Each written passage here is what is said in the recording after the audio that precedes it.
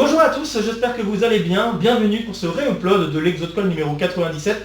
Réupload dû à une erreur qui s'est glissée à la fin de la résolution du bonus que je proposais dans cet exercice. On y reviendra bien sûr en temps voulu. Laissez-moi commencer par dire que sur cette chaîne nous avons un running gag. À chaque fois que je propose un Exode Call ou un petit Exode Call en lien avec des équations différentielles, je me dois de vous proposer un réupload une semaine, 2 semaines ou 3 semaines après, à cause d'une erreur qui aurait pu se glisser au milieu de mon argumentation ou alors au milieu de la résolution elle-même.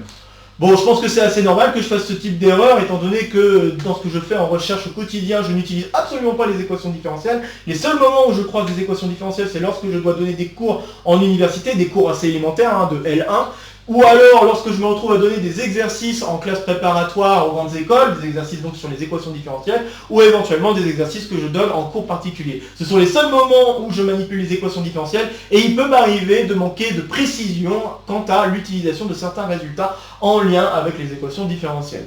Et donc bon voilà, ça montre mon côté humain, je ne suis pas un robot, je ne suis pas infaillible, comme n'importe qui, je peux faire des erreurs, et donc j'espère que vous comprendrez ça. Et notamment, je fais pas mal d'erreurs, ça m'arrive de faire pas mal d'erreurs sur les équations différentielles. Mais c'est pas grave, ça me permet, pour vous et pour moi, de chercher à me perfectionner dans ma façon d'expliquer autour des équations différentielles, et j'espère vous permettre une meilleure compréhension de ces exercices. Bref, ceci étant dit, avant de lire l'énoncé, j'aimerais rappeler le contexte dans lequel s'inscrit cet exercice. Donc, au tout début du mois de mai 2024, je vous avais proposé un sondage dans lequel vous aviez le choix entre deux programmes d'exercice, un programme d'arithmétique avancée et un programme concours CPGE 2024, et vous avez été une majorité à choisir le programme concours CPGE 2024 qui donc propose 3 exercices en lien avec les sujets concours qui sont tombés en 2024. Vous aviez le petit Exode Call numéro 89 qui parle d'un exercice en lien avec un sujet ENS. Vous avez l'Exode Call 97 que nous allons réattaquer aujourd'hui en lien avec un sujet CCINP de 2024 toujours. Et puis vous aviez également le petit Exode Call numéro 90 qui était en lien avec un sujet central. Et donc, aujourd'hui, nous allons réattaquer cet exercice. L'énoncé est le suivant: déterminer les solutions Y qui sont C2 sur tout R, développables en série entière en 0 de l'équation différentielle suivante. Et en bonus, je vous propose de déterminer toutes les solutions de l'équation définie sur R étoile. Pour la première partie de l'exercice que je vous propose, je pense que c'est la partie la plus mécanique qui soit dans cet exercice. Je pense vraiment que n'importe quel étudiant en classe préparatoire, et j'insiste là-dessus, n'importe quel étudiant en classe préparatoire se doit de maîtriser ce type d'exercice. C'est vraiment un exercice calculatoire avec quelques petits réflexes importants dans le calcul, mais c'est vraiment du calcul et il faut vraiment savoir faire ce genre de choses par soi-même, sans erreur. Donc voilà, je pense que ça fait partie des incontournables en classe préparatoire, surtout que ce type d'exercice tombe assez souvent en concours, soit de déterminer les solutions qui sont développables en série entière, soit carrément on pourrait vous poser la question, est-ce qu'il existe des solutions développables en série entière de telle équation différentielle? Donc ça, ce type de question, ça s'attaque toujours de la même manière et les résolutions sont assez similaires. Donc voilà, c'est quand même un exercice très mécanique, super important à savoir faire donc en classe préparatoire. Pour le bonus que je vous propose, donc si j'avais proposé que cette partie-là, je pense que ça suffirait pas vraiment pour un Exode Call, mais avec le bonus, ça devient un peu plus intéressant. On vous propose de chercher carrément toutes les solutions de cette équation différentielle. Et donc, vous allez vous rendre compte que la grosse difficulté, c'est déjà de constater que l'équation différentielle que nous devons attaquer, c'est pas une équation différentielle qu'on aime bien manipuler à coefficient constant. On a des coefficients polynomiaux qui apparaissent. Et donc tout l'enjeu c'est d'essayer de trouver la bonne façon d'attaquer ce type d'équation différentielle avec des coefficients polynomiaux pour pouvoir le résoudre entièrement. Bien sûr, la grosse difficulté dans le bonus sera notamment de déterminer les solutions homogènes à cette équation différentielle. Bon, voilà, je pense que j'ai dit l'essentiel autour de cet exercice, et en tout cas tout ce qui était en lien avec cet exercice. Donc je vous invite dès maintenant à faire une pause sur la vidéo pour essayer de résoudre l'exercice avant que je ne vous dise quoi que ce soit d'autre. Ok, alors on est parti pour une résolution.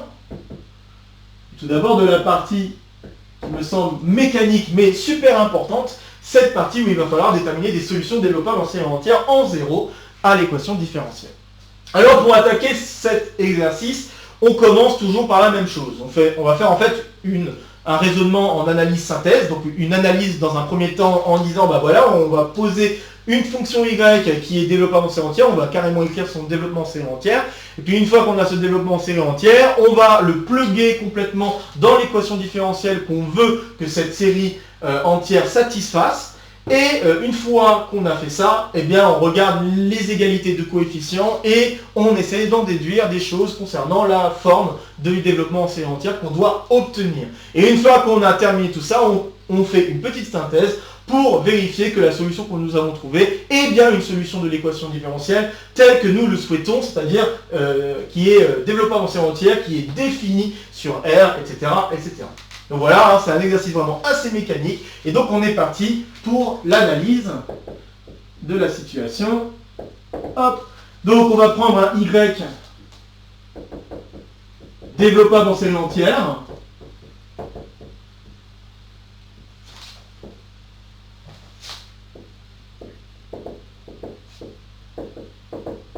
En 0. Et on va écrire carrément son développement en série entière. Donc on va écrire que Y de X c'est égal à la somme des AN, x puissance n, n allant de 0 à l'infini. Comme toute série développable comme toute série en lien avec un développement en série entière, il est important de regarder le rayon de convergence. Et donc ici, on va poser le rayon de convergence comme étant strictement positif, pour pouvoir dire qu'on a une chance de trouver une solution qui satisfait ce que l'on souhaite. Ce qui peut arriver, c'est qu'à la fin, la solution qu'on obtienne ne soit pas de rayon strictement positif. Ça peut arriver qu'à la fin, les AN qu'on trouve font que le rayon de la série qu'on trouve est nul. Et dans ce cas-là, ça voudrait dire qu'on n'a pas de solution développable en série entière, bien définie en 0. Donc ça serait, voilà, ça pourrait amener à une contradiction dans le cas où on vous proposait un exercice où on vous dit « Existe-t-il des solutions développables en série entière ?» Donc là, pour l'analyse, pour l'instant, on suppose que le rayon est strictement positif, et à la fin, dans la synthèse, il faudra s'assurer qu'en effet, ce rayon est strictement positif, et voire même peut-être qu'on pourrait dire davantage et carrément donner la valeur de ce rayon. Bon, maintenant que j'ai introduit cette chose, la question qui se pose, c'est est-ce qu'en effet, ma fonction est bien C2 ? La réponse, c'est même mieux que ça. Comme j'ai affaire à une fonction développable en série entière, donc cette série entière fait que ça va être dérivable une infinité de fois sur l'intervalle moins RR. C'est un peu un cas particulier de l'échange dérivé-série, qu'on connaît pour les séries de fonctions, sauf que là, la série de fonctions en question, c'est quand même un cas très très particulier où c'est en fait une fonction polynomiale, et dans ce cadre très particulier, c'est lié au rayon de convergence. Donc là, on peut affirmer dès maintenant que la fonction y, elle est C infini sur l'intervalle moins RR ouvert.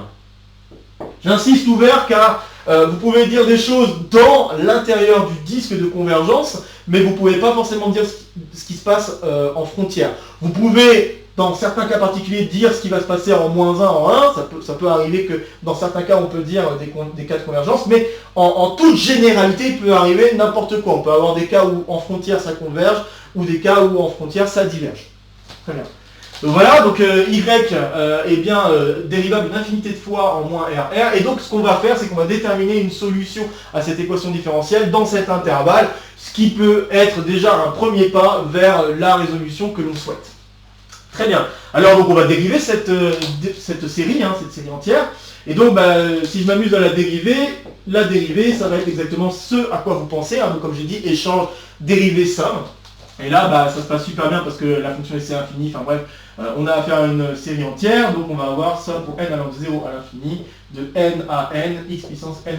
Je me permets de mentionner que je ne vais pas décaler les indices, et c'est pas pour rien, parce que je peux constater que dans l'équation différentielle, le y' est multiplié par x, et le y second est multiplié par x carré. Donc ce qui signifie que ça peut être une bonne idée de ne pas décaler l'indice de l'exposant, de façon à ce que quand je multiplie par x, l'exposant revient bien à la bonne puissance qui m'intéresse. Voilà, la dérivée c'est ça, et puis si je dérive deux fois, eh bien je vais avoir exactement ce à quoi vous pensez, donc somme pour n allant de 0 à l'infini de n fois n-1 fois an x puissance n-2. Bien sûr, la somme, je peux la commencer à n égale 0, c'est pas du tout un problème, étant donné que les premiers termes sont annulés à cause du produit qui est ici. Si vous prenez n égale 0, ça donne 0. Si vous prenez n égale 1, ça donne également 0. Voilà. Et donc il n'y a pas de problème par rapport à l'exposant qui est tout au bout là, x puissance n-2. Bien, maintenant que j'ai fait ça, je plug les différents calculs dans l'équation différentielle que j'aimerais que cette série satisfasse. Et donc, je vais obtenir la chose suivante. Je vais avoir x carré fois la série pour n allant de 0 à l'infini, donc de n, n-1 à n, x, n-2, plus 4x, somme pour n allant de 0 à l'infini, de n à n, x puissance n-1, et enfin, plus 2 moins x carré fois la série pour n allant de 0 à l'infini, de a n, xn. Et ça, je veux que ce soit égal à 1. Très bien, alors ce que je vais faire, c'est que je vais rassembler tous les termes qui font apparaître un x puissance n, et puis il y a une autre puissance qui va apparaître à cause du x carré fois x puissance n, mais comme il y a un signe moins, ce que je vais faire, c'est que je vais carrément mettre cette partie de série de l'autre côté de l'équation. Donc ce qui va me donner la chose suivante, je vais avoir la somme pour n allant de 0 à l'infini, de n fois n-1, plus 4n, plus 2, le tout fois an, x puissance n. Donc ça, c'est ce que j'obtiens en développant et en rassemblant les parties de série entière où j'ai x puissance n. Et puis ça va être égal à 1 plus la série pour n allant de 2. Alors là, je peux faire un petit changement d'indice parce que je veux retrouver x puissance n. Et là, normalement, je dois avoir x puissance n plus 2, donc je me permets de faire un petit changement d'indice. N allant de 2 à l'infini, donc de an-2 fois x puissance n.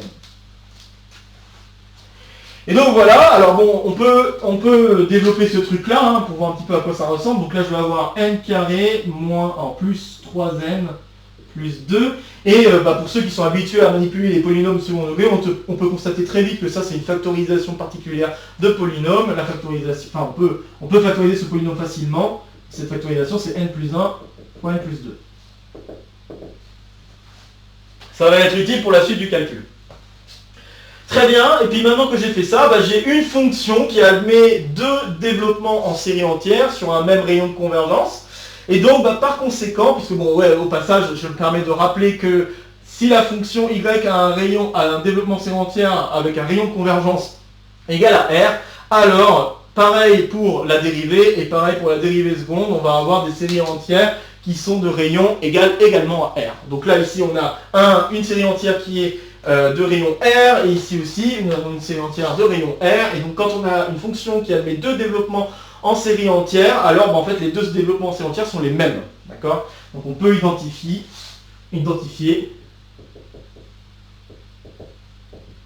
les coefficients,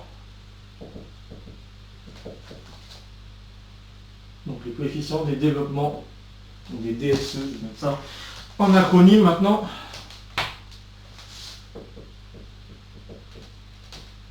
Donc en jeu.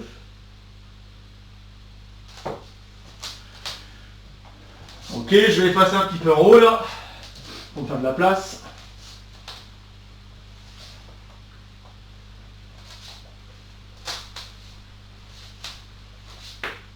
Hop. Alors maintenant, si j'identifie un petit peu ce qui se passe, si je regarde pour n égale 0, qu'est-ce que je vais avoir? Alors pour n égale 0, celui-là vaut 0, celui-là vaut 0, ça donne 2.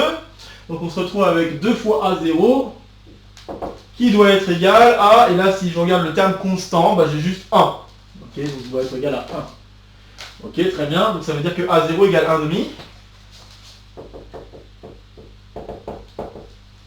Maintenant si je regarde pour n égale 1,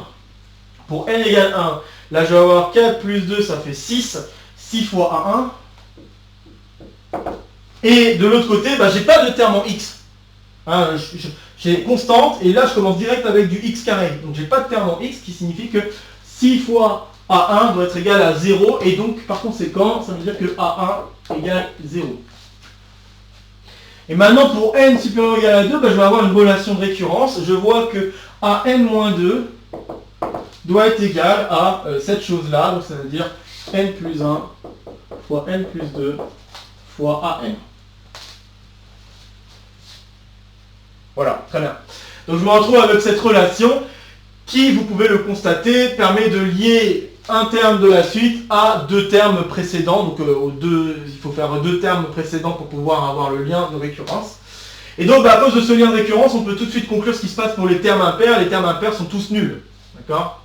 Donc, par récurrence évidente, on n'a que A de K plus 1 égale 0 et A de K plus 2 ou A de K tout court est non nul.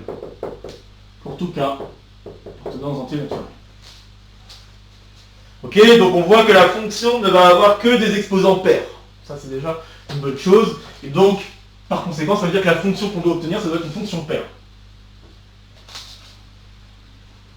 C'est bien de le constater. Bien, et puis maintenant, si je vais jusqu'au bout de ma résolution, parce que bon là on n'est pas encore totalement satisfait, ce qu'il faudrait c'est quand même déterminer la valeur de chacun des A de K.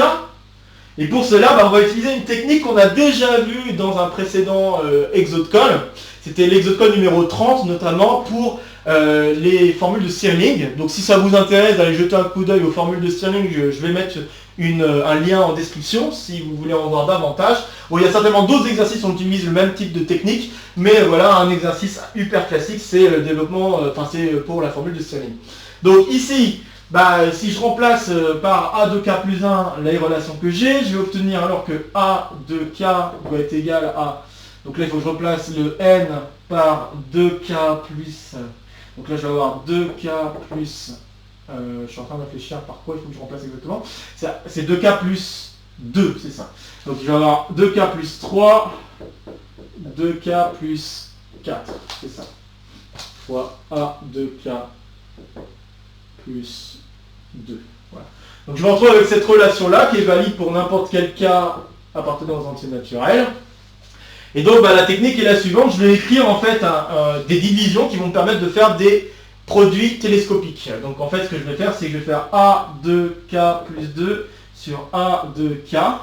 Et ça va me donner, donc si je regarde de plus près, je peux faire la relation et avoir 1 sur 2K plus 3 fois 2K plus 4.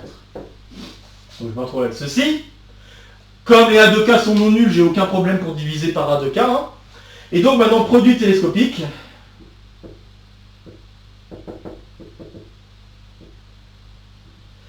Donc je vais m'amuser maintenant à faire le produit pour K allant de 0 jusqu'à N-1 des A de K plus 2 sur A de K. Donc ça c'est un produit télescopique et ça va me donner A2N sur A0 d'un côté. Et de l'autre côté, je vais avoir le produit pour K allant de 0 à N-1 de 1 sur 2K plus 3 plus, fois 2K plus 4. Voilà, et donc maintenant si je regarde de plus près le produit que je viens d'écrire, on peut constater qu'on va avoir tous les entiers à partir de 3, et tout ça jusqu'à, alors si je remplace par n-1, je vais avoir 2n plus 1 et 2n plus 2. Donc en fait le produit qui est ici c'est un factoriel. Je vais avoir 2n plus 2 factoriel, mais au-dessus, puisqu'il me manque un x2 pour pouvoir avoir vraiment le factoriel, puisque comme je l'ai dit, là, le produit des termes entiers qui apparaissent au dénominateur commence par 3. Alors je vais me retrouver avec quasiment tout le factoriel, sauf le x2 qui manque. Donc c'est pour ça que je vais faire intervenir un x2 en haut pour que les choses se compensent correctement. Donc je me retrouve avec ça. Et donc par conséquent, j'ai que A2n, c'est égal à A0 fois 2 sur 2n plus 2 factoriel. Et donc, ceci me donne 1 sur 2n plus 2 factoriel. Voilà. Et donc cette relation, elle est vraie pour n'importe quel entier naturel non nul. Non nul. Non nul. Ouais, non nul, j'ai le droit. A0, ça marche, ça fait bien un demi. Et voilà, là je peux terminer mon analyse et expliciter la fonction qu'on obtiendrait, en tout cas le développement sémantique qu'on obtiendrait. Hop. Donc ça voudrait dire que y de x serait égal à la somme pour n allant de 0 à l'infini de 1 sur 2n plus 2 factoriel fois x puissance 2n. Voilà le développement sémantique que j'obtiens. Alors maintenant il faut faire la synthèse et constater que voilà, ma fonction ça marche, hein, c'est bien une fonction qui est C2, blablabla. Et puis on peut se poser la question si cette série entière définit totalement la fonction. Car pour l'instant, j'ai rien dit concernant son rayon. Donc On est parti pour la synthèse. Alors on peut constater assez rapidement, en utilisant les règles de D'Alembert, à condition bien sûr qu'on remplace le x puissance 2n par un x puissance n, on peut rapidement constater que la série entière est de rayon infini. Donc on a que le rayon de la série entière est infini. Et donc ça veut dire que la série entière définit y sur tout R. Donc la série entière définit y sur tout R. Une autre constatation qu'on peut faire dès maintenant, c'est que la solution que j'ai obtenue ne dépend pas d'un paramètre. Je n'ai pas eu un choix de constante à faire. Vous pourrez constater que j'ai vraiment obtenu qu'une seule et unique fonction. D'accord? Et donc ça signifie que le nombre de solutions développables en série entière en 0 de cette équation différentielle, il n'y en a qu'une seule. Bon là ça relève plus d'une remarque que de la partie synthèse. Il n'y a qu'une seule solution DSE en 0. Bon, et puis la dernière chose que j'aimerais faire, c'est... alors bien sûr, on peut constater que cette série entière est bien solution de l'équation différentielle, parce qu'on a tout fait, ça vient du calcul, donc j'ai pas trop besoin de le vérifier, mais on a tout fait pour que les égalités tiennent. Donc maintenant que j'ai trouvé les coefficients qui font en sorte que les égalités tiennent, alors je conclus assez rapidement que le y est bien solution de l'équation différentielle. Maintenant, si on voudrait, parce qu'on pourrait être un peu frustré de voir cette série, on pourrait se dire... oh, est-ce qu'on ne pourrait pas donner une expression un peu plus cool de cette série entière? La réponse est oui, si vous constatez que la série entière qui est ici est proche d'une fonction que vous connaissez bien. Alors, vous pouvez constater en fait qu'on est proche de la fonction cosinus hyperbolique. Et donc, en constatant ça, parce que bon, je vais l'écrire, la fonction cosinus hyperbolique, son développement en série entière, qui est également valable sur un rayon infini, c'est le suivant. Vous avez n égale 0 à l'infini de 1 sur 2n plus 2 factoriel x puissance 2n. Alors c'est pas 2n plus 2, pardon, c'est 2n factoriel. Que je fasse pas de bêtises. Donc c'est 2n factoriel x puissance 2n. Donc c'est quasiment le même, sauf que en fait les coefficients sont décalés de 2. Et donc pour retrouver ce décalage de 2, si vous vous amusez à enlever le terme constant et à diviser par x carré, vous aurez gagné. Donc on peut constater en fait que y de x, ça va être le cosinus hyperbolique de x moins 1 sur x carré. Et donc cette fonction, vous pouvez vous amuser à constater que c'est bien une fonction développable en série entière, car son développement en série entière c'est bien le suivant, que cette fonction est donc en effet C2 sur tout R, à cause de ce développement en série entière, en fait elle est carrément C infini sur tout R, et qu'elle est bien solution de l'équation différentielle. Et ça vient du fait que vous avez trouvé le développement en série entière pour faire en sorte que les égalités soient satisfaites. C'est ça. Non, une inégalité, on va y arriver. Soit satisfaite. Donc voilà, ceci conclut donc l'exercice, en tout cas cette partie importante qu'il faut vraiment savoir maîtriser. Maintenant, qu'en est-il pour le bonus? Si je vous demande de déterminer toutes les solutions de l'équation différentielle définie sur R étoile. Alors, vous pourrez constater dans un premier temps que l'équation différentielle, c'est une équation qui pourrait ressembler à une équation différentielle, on va dire, typique, c'est-à-dire une équation différentielle dite de type Euler. Mais pour que ce soit totalement de type Euler, il aurait fallu que le polynôme qui soit ici soit un polynôme de degré 0. Donc vous auriez pu vous dire, là, si j'avais constante x et x carré, alors dans ce cas-là, j'ai une équation du type Euler, et donc un changement de variable du type x égale exponentielle u, par exemple, ou en tout cas un truc de ce style-là, pourrait nous permettre d'avancer dans la résolution et de faire un changement de variable qui nous ramènerait à une équation différentielle à coefficient constant. Donc on aurait pu penser à ce genre de choses, mais malheureusement, à cause du x carré qui est ici, cela nous embête énormément. Un autre truc qu'il faut constater, c'est que je vous demande des solutions sur R étoile. C'est pas pour rien, c'est à cause du x carré qui se trouve face à y seconde qui fait que on va avoir des problèmes en zéro. Alors je dis pas que c'est tout le temps le cas, mais normalement très souvent, si le terme en coefficient dominant, là, le y seconde ici, a un coefficient qui peut s'annuler en certains points, alors les endroits où ça s'annule, ce sont des endroits qui pourraient être des pôles, ou en tout cas des endroits où la fonction ne peut pas être définie. Donc ça peut être bien de constater qu'on va avoir un problème en zéro. Et maintenant, si je regarde d'un peu plus près la solution que j'ai obtenue, la solution particulière à l'équation que j'ai obtenue, vous pourrez constater que la solution, c'est une solution qui est divisée par x carré.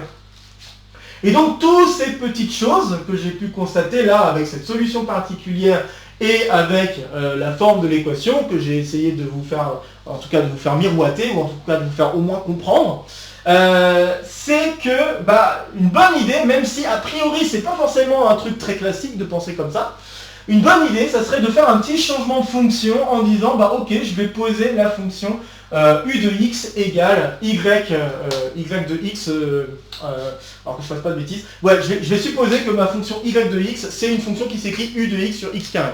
Voilà, j'ai imaginé que c'est une fonction divisée par x carré à ce que je vois par rapport à la solution particulière que j'ai trouvée et par rapport à l'équation qui me laisse sous-entendre que diviser par x carré pourrait être une bonne idée. Voilà, mais bien sûr, c'est pas un réflexe usuel.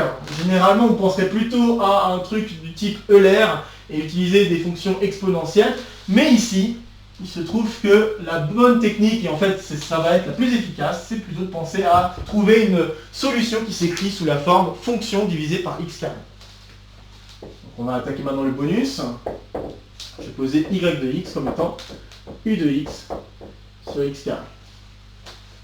Et puis voyons ce que ça donne sur les équations. Donc dire ça, ça veut dire que u de x s'écrit x carré y de x. Et je peux donc calculer les différentes dérivées. Je peux donc calculer les différentes dérivées en utilisant les formules de Leibniz. Donc la dérivée de u va donc être 2x y de x plus x carré y' de x. Et puis si maintenant je regarde u seconde de x, je vais avoir 2 fois y de x plus, alors là je fais la dérivée de lui et je fais fois 2, c'est coefficient binomial, donc ça va faire 4x fois y' de x. Et puis après je vais avoir donc plus, j'ai x carré fois y seconde de x. Donc ça c'est les formules de Leibniz qui me permettent de trouver ça, mais si vous constatez par rapport à l'équation que nous avons ici, vous pourrez voir en effet apparaître le u seconde, là ce que j'ai trouvé ici, dans l'équation qui est ici. Vous voyez en effet le x carré y seconde, vous avez le 4x y' et vous avez bien le 2 fois y de x moins x carré y qui correspondrait à u de x. Et donc ça veut dire que dans ce cas-là, l'équation E reviendrait alors l'équation EH, parce que là je vais m'intéresser aux solutions homogènes, parce que c'est tout ce qui me manque, j'ai déjà une solution particulière, il me reste à avoir les solutions homogènes pour avoir les solutions de toute, de l'équation différentielle en jeu. Donc, équation homogène, ça serait alors de la forme U seconde moins U égale 0. Voilà l'équation différentielle qu'on obtient grâce à ce petit changement de variable qui nous simplifie rudement la vie. Maintenant qu'on voit cette équation, là vous devriez savoir faire, si vous ne savez pas faire, c'est pas normal. Je vous conseillerais alors d'aller revoir le cours sur les équations différentielles. Mais voilà, c'est une équation super simple, et donc les solutions de l'équation différentielle qui sont en jeu, c'est u de x égale a fois exponentielle de x plus b fois exponentielle moins x, avec a et b des réels. Donc voilà les solutions de l'équation différentielle que j'ai écrites au-dessus. J'aimerais vous faire constater, parce que si vous regardez à nouveau la solution particulière qu'on a trouvée, on avait du CH et du SH. Pourquoi pas, au lieu d'écrire les solutions sous la forme exponentielle x et exponentielle moins x, pourquoi pas se proposer plutôt de l'écrire sous la forme cosinus hyperbolique, sinus hyperbolique, puisqu'il y a du cosinus hyperbolique dans la solution particulière. Donc par conséquent, je vais plutôt être favorable à écrire c fois cosinus hyperbolique plus d fois sinus hyperbolique. Bon, alors je rappelle en même temps que Cauchy-Lipschitz nous permet d'assurer en effet qu'on a une dimension 2 si on cherchait des solutions valables dans R, et c'est là l'erreur que j'avais faite lors de la vidéo originale de cet exercice. L'erreur que j'avais faite, c'était de dire que voilà, si je travaillais finalement pour déterminer les solutions d'une telle équation, alors je devrais avoir normalement une dimension 2 sur l'espace des solutions, mais en fait, ça serait vrai, ce que je viens de dire est vrai, si on cherchait des solutions qui étaient définies sur tout R. Ici, on ne cherche pas des solutions qui sont définies sur tout R, mais on cherche des solutions qui sont définies sur R étoile. Donc ça veut dire que ce que je viens de dire là, l'application de Cauchy-Lipschitz, peut se faire que sur les parties connexes de R étoile, c'est-à-dire 0 moins infini, moins infini 0 et 0 plus infini. D'accord? Ça ne peut se faire que dans ces cas-là. Et donc on va avoir un choix de deux constantes, en fait de deux paires de constantes qui pourraient se faire pour définir ce qui se passe sur R plus étoile et qu'est-ce qui se passe sur R moins étoile.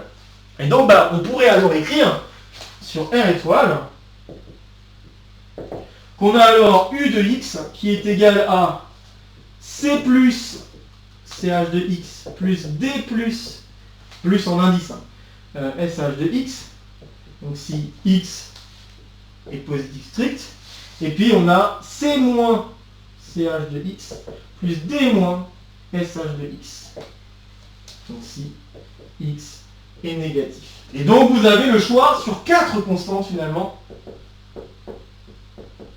Et non pas 2, comme je l'avais énoncé dans la vidéo originale. Vous avez 4 constantes que vous avez le droit de choisir. Et donc, une fois que vous avez fait le choix de U de x, vous concluez le choix de Y de x, donc les solutions homogènes de l'équation. Et donc, vous pouvez conclure toutes les solutions de l'équation. Et je vais maintenant conclure les solutions de l'équation. On va noter S, E. Ça va être l'ensemble des y définis par x associé. Et donc, on va avoir C plus CH de x sur x carré plus D plus SH de x sur x carré, plus la solution que nous avions trouvée tantôt, donc si x est positif strict, et puis on a C moins CH de x sur x carré, plus D moins SH de x sur x carré, plus CH de x moins 1 sur x carré, si x est négatif strict. Et bien sûr, on a le choix sur les constantes C plus, D plus, C moins, D moins dans les réels. Voilà l'ensemble des solutions de l'équation différentielle en entier. Vous avez les solutions homogènes qui sont paramétrées par rapport à ces C plus, D plus, C moins, D moins. Et vous avez votre solution particulière qui, elle, est valide sur tout R. D'accord? Donc, elle est valide. Et c'est ça aussi le truc important, c'est de constater, d'ailleurs, grâce à la résolution qu'on vient de faire, de constater qu'en fait, alors bon, ça demandera un petit peu de boulot quand même, mais de constater en fait que la seule solution qui aurait pu être définie sur tout R, eh bien c'est celle-là. C'est la seule solution, car si vous commencez à jouer avec les valeurs de C+, D+, pour essayer d'avoir d'autres solutions qui marcheraient, vous constaterez que celui-ci pose un problème avec un pôle, en fait un comportement en 1 sur x carré, aux alentours de 0, et puis celui-là, vous avez un comportement en 1 sur x. Et malheureusement, ces deux-là ne pourront jamais se compenser. Et le cx sur x carré moins 1, là ici, il y a déjà tout qui est compensé. Donc dès que vous allez choisir des constantes non nulles pour C+, D+, C-, D-, dès que vous choisissez des trucs non nuls, vous allez faire apparaître des choses qui ne vont pas pouvoir se compenser en 0. Donc voilà, donc ça c'est assez intéressant à constater qu'en effet il va y avoir qu'une seule solution qui est définie sur tout R. Et ceci donc conclut la résolution de cet exercice et donc notamment de ce bonus, en ayant maintenant souligné l'erreur que j'avais faite dans la vidéo originale, c'était cette erreur de croire qu'il n'y avait qu'un choix de 2 constantes, alors qu'en fait on a un choix de 4 constantes, dépendant sur quelle composante connexe on se trouve dans R étoile. Ça c'est normalement le résultat de Cauchy-Lipschitz et que j'avais un peu mal utilisé dans le cadre de l'exercice, en tout cas dans le cadre de la résolution de départ. Bon voilà, j'ai pas grand chose d'autre maintenant à ajouter, je pense avoir terminé sur cet exercice. Donc comme d'habitude, n'hésitez pas à laisser en commentaire vos questions, vos remarques, vos retours concernant cet exercice. N'hésitez pas non plus à partager la vidéo si vous connaissez des camarades qui seraient intéressés par cet exercice ou par le contenu de la chaîne de manière plus générale. Comme d'habitude, ici ça sera pour me soutenir, ici ça sera pour vous abonner, n'oubliez pas d'activer la clochette. Et de nouvelles vidéos vont se proposer à vous pour continuer à faire le tour de la chaîne. Sur ce, je vous retrouve très vite pour de prochaines aventures mathématiques. Portez-vous bien et à très bientôt. Salut à tous!